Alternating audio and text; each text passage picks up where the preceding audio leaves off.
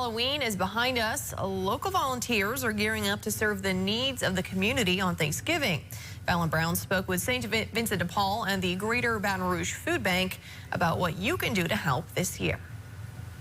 While a group of volunteers suited up in hairnets and aprons to spend their Friday afternoon serving lunch at St. Vincent De Paul, Denise Terrence has been doing it every day for the last 20 years. She says the number of people on any given day varies depending on the time of the month, but it's always in the hundreds. By the end of the month, when it's just about going and they're trying to survive until the next month, then we're anywhere between 350, 400. With the holidays coming up, Terrence estimates she'll be serving more than double that amount on Thanksgiving and Christmas, especially. She says if you're wondering what to donate for the holidays, think about what you use at home and multiply it by 10. Everything that you use at home to make your dinner special, we use here to make dinner special for our guests. She's cooking in bulk, so yes, that means she'll need plenty of cans of yams and green beans, of course.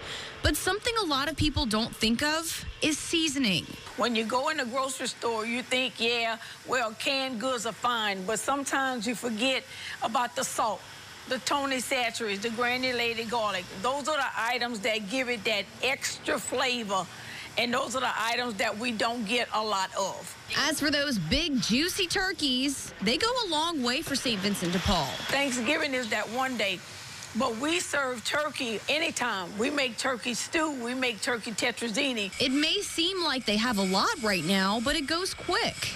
And Terrence plans each meal so that nothing goes to waste. On the menu today, shrimp and potato soup with grilled cheese sandwich, salad, crackers, and dessert. And it was a hit. Reporting in Baton Rouge, Fallon Brown, WBRZ News 2. The Greater Baton Rouge Food Bank also needs your help this holiday season. They're asking for non-perishable food items, mainly in 4 categories: proteins, fruits and vegetables, soups, and grains. They accept donations at their home location on Choctaw Drive and in bins at grocery stores all around town.